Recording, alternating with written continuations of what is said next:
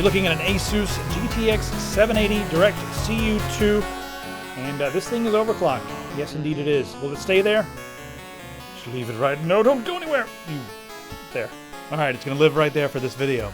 This is a full non-reference GTX 780, meaning they took NVIDIA spec and looked at it and said, oh, we can do better than that, and they did. They redid the PCB, they redid the cooling. So what we get here is a card that's about 30% cooler and a lot quieter than the stock card. And if you remember like the Matrix card from like the 7970 Matrix, or even the GTX 680 Direct CU2, those things, they were thick.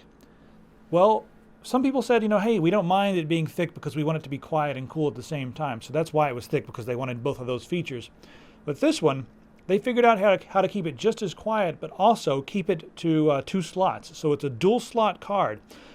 We're going to take this thing apart in just a second and tell you how they've done this. First off, let's go through the specs of this unit. Of course, it's PCI Express 3.0. You've got 3 gigabytes of GDDR5 running at 6,000 megahertz. The memory interface is 384-bit. We have 2,304 CUDA cores, so we got a lot of processing power here. The base clock is 889 megahertz, but they've overclocked this one to 941 megahertz. Now this does have GPU boost too, and that allows you to dynamically, or actually it dynamically overclocks in games. So sometimes you'll see it like going far beyond the 941. And you can also use GPU tweak to easily overclock. And I want to mention one thing right now while I'm on GPU tweak. This is not going to be a video about GPU tweak, but when you do use GPU tweak, they have tuned it so much that you really do not need to add any extra voltage. Just leave the voltage automatic, leave it alone, and you can bring this thing up. I mean, I was able to get it to 1100 megahertz, 1075 in some games, but it didn't need any extra voltage, and it was running just fine. I've been using this thing lately just to mod Skyrim, because the other graphics cards were dying. I've been putting too many high-res textures coupled with lots of lighting effects from E&B, and it's just been choking everything. So this has been really nice to have around just to mod, and once I get things tweaked with this card, I can try out other cards. But starting with other cards, it doesn't really work. So that's what I've been doing. I've been using this one and then testing another card to make sure that it works after I, refine my tweaks and whatnot. In the box, you get an Sli bridge, and it's an extra long Sli bridge so you can bend it if you need to like make it go between multiple different slots. That works. You also get a power adapter that has 2 6-pin connectors, and it goes to 1 8-pin connector. And on the back here, you need an 8-pin and a 6-pin connector, so that can come in handy. As far as the outputs go, we have 2 DVI ports. One is a dual-link DVI port, so you can support up to 2560 by 1440 with that. We also have HDMI and DisplayPort, full-size DisplayPort. And those will support the 4K monitors. I do want to note that the HDMI will only support 30 Hz, but the DisplayPort will support 60 Hz at 4K. So there's a new 4K monitor coming out from ASUS, and we're seeing some other 4K monitors floating around out there. This will push those 4K monitors. All right, let's take this thing apart and find out exactly what's going on under the hood, because that's what really matters with this card. I mean, all of these 780s out there on the market are freaking fast. We want to talk about what makes this one a little bit different. So when you first pull off the top of the shield, you can see the aggressive design there. It's up to you. The aesthetic I never really comment on. But after we pull off the shield here on the top, you can see the 2 fans. Now the front fan is a little different. Instead of going with the regular fan, they can do an blower fan or an impeller fan. Well, they've gone with one that has both together. So we have the blower fins in the middle, and then the impeller fans on the outside.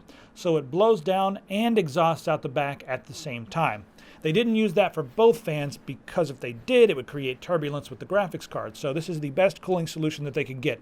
Also, there's a lot of fins here, a ridiculous amount of fins. In fact, they've increased the surface area from 1850 square centimeters on the stock card to 4,112 square centimeters in this card. So you've got a lot of extra room for dissipation. The big thing we have going on here out of the top, we have one massive 10 millimeter diameter pipe, and that's hollow pipe. It took them a long time to figure out how to machine this because once it gets that big, it can be a little bit difficult to work with. So we have one massive heat pipe coming out of the top, and that greatly increases the surface area for dissipation. And then on the bottom, we also have 4 more heat pipes, but they're a little bit smaller. And all this, the entire assembly is nickel plated, and then we have a copper plate that goes right onto the GPU. You can see that all the capacitors on this are 5K capacitors, and we have a 10-phase power design, 8 phases of power going directly to the GPU, and then we have 2-phase power design going to the RAM. You see the RAM modules, they're all the way around the GPU there.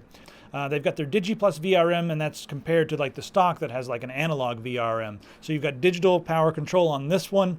And then we also have super alloy power. That's just like the highest quality components. That's like their marketing term for it, but it is like really nice stuff. Directly behind the capacitors, we have fully molded. They're moldy, fully molded alloy chokes, and these are not hollow like a lot of the ones you see on other graphics cards. They're solid. That helps with the cable wind, and also it's just a more efficient, higher quality part that's going to last longer and be able to tolerate more voltage.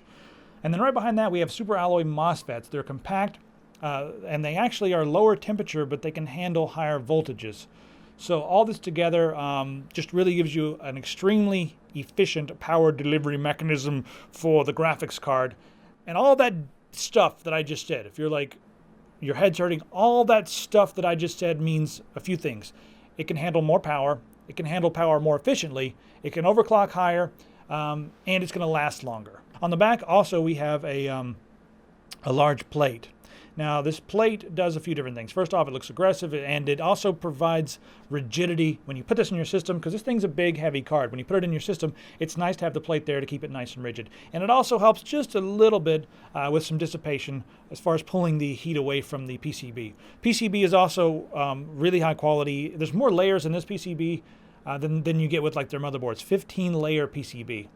So there's a lot of stuff going on here, guys. GPU tweak is so easy to use this time around. I do want to mention that very soon, I'm not sure if it's out at the time of the making of this video, but maybe by the time you're watching this video, very soon you're going to have the ability to record footage in-game using GPU tweak software. So hope I'm allowed to say that. It should be available very soon, but that's really nice. Oh, also, if you want to use multiple GPU configurations, you can use up to 3 of these in a system. If you're doing a Titan system, you can use 4 of those. So if you're insane, that's the way to go.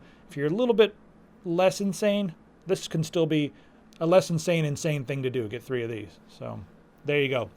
Again, as far as your overall value per dollar goes, still probably the 7970 beats this, but this is the single GPU king in my opinion. Well, the Titan, I'm not going to talk about the Titan anymore. In this price range, there's really nothing that competes with it, and it's just a monster. So if you really need to play your games on completely, maxed out settings, or if you're like me and you've got a gazillion mods in Skyrim and you want to be able to run EMB and all your mods all at 4K or 2K and not have anybody tell you that you can't, well, this is a good way to go. If you're okay playing games at medium settings or 1080p, you may want to look at like a 760 or a 770, but if you need the best, well, you got to get a 780, and that's just the way it is. So I need one of these. See you next time.